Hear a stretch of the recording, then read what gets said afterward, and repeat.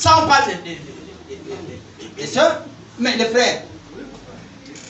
Nous, maintenant, si on a nos formes, on a nos formes d'estime. Tu prends le pantalon, tu mets ici là. Les frères, c'est sont dehors. Les calcifs sales. Tu es là, tu transpires, tu veux pour montrer ça aux gens, c'est ça là qui est propre. Mais attends, c'est quel type de mot?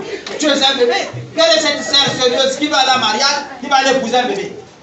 Dès qu'elle te voit son mari, comment? Lui là, il transpire partout. La qualité là, il va même me tâcher les bras. Reste là-bas, il n'y a pas de mariage.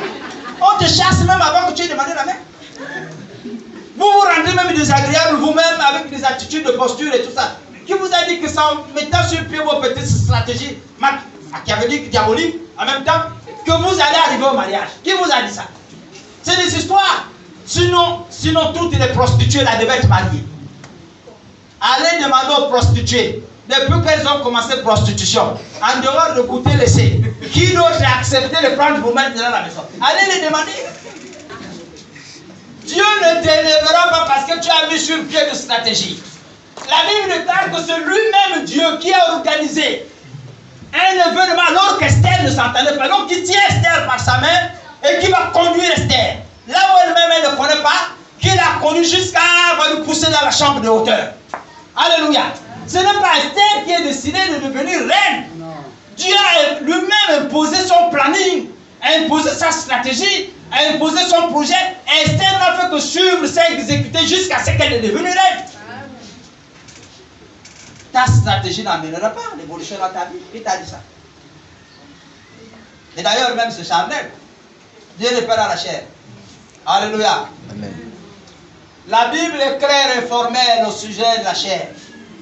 Ce n'est ni de la volonté du sang, ni de la volonté de la chair, ni de la volonté de l'homme, mais de la volonté de Dieu seul.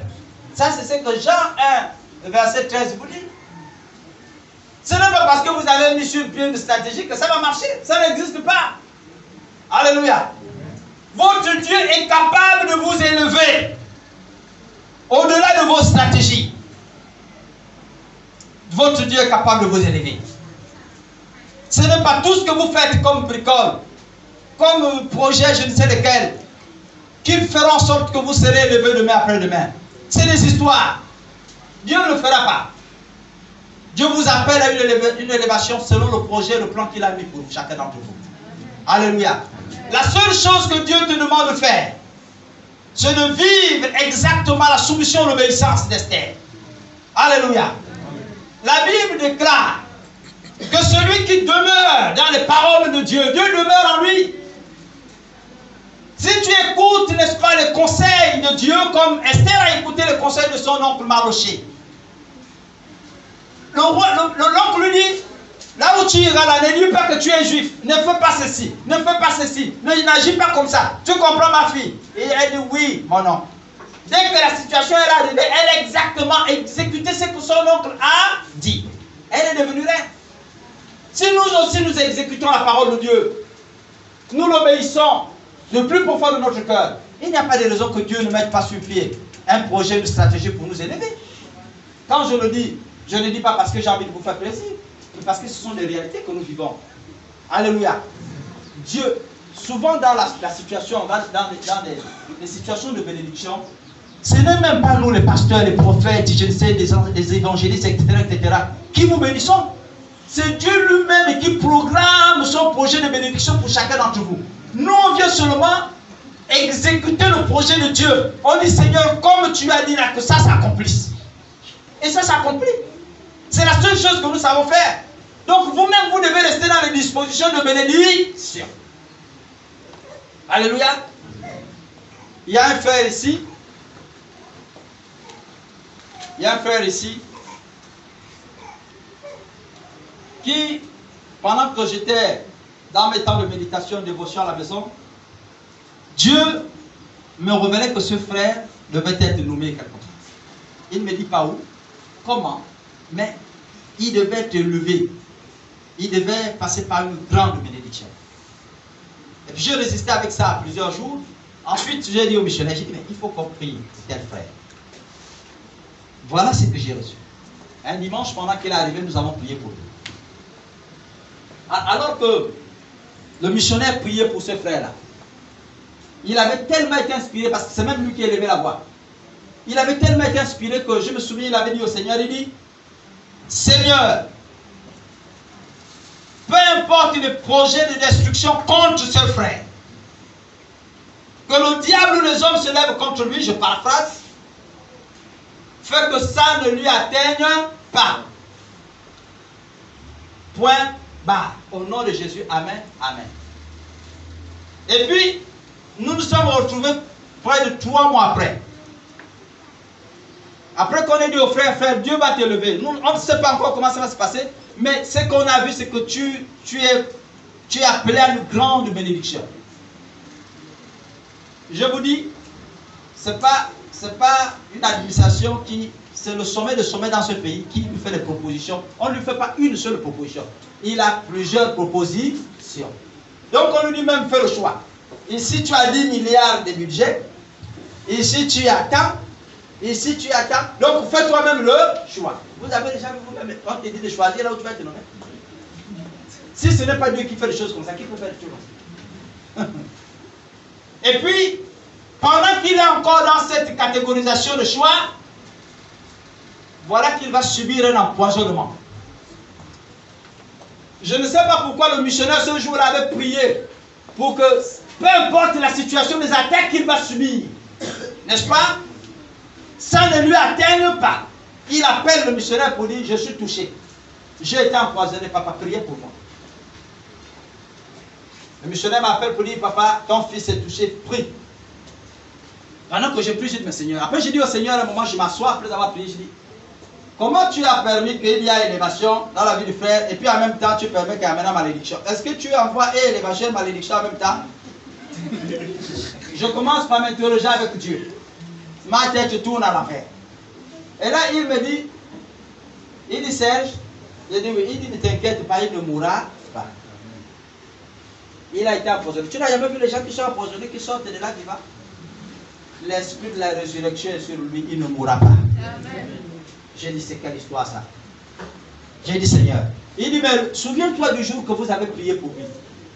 Vous avez dit, peu importe les attaques qu'il va subir, que ça ne lui arrive pas.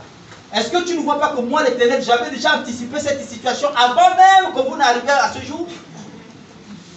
Quand Dieu envoie une élévation, il anticipe sur tous les dangers et les réalités que tu vas devoir subir. Au point où plus rien et plus personne n'est capable de faire obstacle à ta réussite. Et ce frère-là, je l'ai vu là tout à l'heure, j'ai dit, papa, ça va? Il dit, ça va bien, papa. J'ai dit, tu ne mourras pas, tu vivras. Alléluia. Ici, dans cette même salle, alors que le Saint-Esprit était à l'œuvre, un grand mouvement spirituel était là. Nous nous souvenons de ce dimanche pour la plupart d'entre nous. Un frère ici, nous avons prié pour lui, il était assis là. Pendant que nous tournons pour prier pour les gens qui étaient debout, qui étaient agités ici. Dès que nous arrivons, si j'arrive là, je me rends compte, l'Esprit me dit, il faut prier pour lui. Il ne me dit pas, prie pour lui pour tel domaine. Il ne me donne pas les indications. Parfois le Saint-Esprit est bizarre. Il me dit, il faut prier pour lui. Je cherche, je dis, Seigneur, est-ce qu'il faut prier pour sa conversion? C'est un païen. Faut-il prier pour sa conversion? Faut-il prier pour ceci, cela? Il me dit, il faut prier pour lui. Et comme je n'avais pas une indication claire, j'ai appelé le missionnaire. J'ai dit, Dieu me dit, il faut prier pour ce type-là, prie pour lui. Et le jour, quand le missionnaire vient prier pour lui, le missionnaire avait été clair. Il dit, je prie que Dieu t'élève. Tu connaîtras une nomination. Il indique clairement, ça dit, lui maintenant c'est lui qui avait le schéma de Dieu. Quand moi je ne l'avais pas. C'est lui qui avait le schéma de Dieu et qui donne, n'est-ce pas, des indications claires sur, n'est-ce pas, la situation du frère. Quelques temps plus tard, nous sommes en milieu d'année, ce frère-là a été élevé ici. L'année n'était même pas terminée. C'est-à-dire que nous sommes comme nous sommes là, n'est-ce pas? Dès que nous arrivons à octobre, novembre, il a été élevé ici, dans cette église. C'est parce que les choses que Dieu fait ici, parfois nous les gardons, pour la plupart du temps, secrets, silencieux. Votre Dieu agit. Quand Christ est venu mourir sur la croix, il n'a pas demandé notre position. Il n'a pas demandé notre accord. Il a simplement dit, je vois votre misère et je vais mourir pour vous. C'est lui-même qui a décidé. Alléluia. Quand Dieu se rendra compte et qu'il aura décidé que je vois ta situation, il est temps que tu sortes de la bassesse et que je te lève, il n'aura pas besoin de te demander, il te lèvera. La seule chose qu'il te demande, c'est reste dans les dispositions de ta bénédiction. pour que je te tienne par la main. Alléluia. Amen. Je vais terminer pour dire ceci. Je vous dis que la bénédiction qui vient de Dieu, elle est plus sûre que celle qui vient des hommes. La bénédiction qui vient de Dieu, elle est plus sûre que celle qui vient des hommes. Vous n'avez pas besoin de trafiquer votre bénédiction. Vous n'avez pas besoin de stratégie pour que Dieu vous bénisse. L'Éternel, au temps convenable, comme il a fixé pour Esther, il se souviendra de vous. Restez uniquement dans la présence de Dieu et Dieu vous bénira. Amen. Alléluia. Amen. Dieu a parlé à quelqu'un qui certainement souffre, qui est en train de gémir peut-être parce que la maladie le dérange. Dieu a parlé à quelqu'un peut-être parce que tu es dans un foyer où le mari a pris une deuxième femme ou une deuxième copine, je ne sais pas trop. Dieu parle à quelqu'un qui est dans une situation difficile, qui se sent peut-être mal aimé par la famille, malgré le fait que tu fasses du bien à tes parents, malgré le fait que tu fais un effort. Dieu parle certainement à une femme qui se sent maltraitée par son homme, et pourtant elle fait tout ce qu'il faut faire pour plaire à son homme. Dieu te parle certainement ce matin. Quand Dieu jugera opportun, il te sortira de cette situation et il te lèvera. Alléluia. Amen. Tu n'as pas besoin de trafiquer ta bénédiction. Parce que ta bénédiction est sûre. Elle est sûre à cause du fait que tu es à côté de Dieu. Elle est sûre à cause du fait que tu obéis à la parole du Seigneur. Elle est sûre parce que c'est Dieu lui-même qui va te porter plus haut. Ce ne sont pas les hommes qui vont te porter haut. Alléluia. Amen.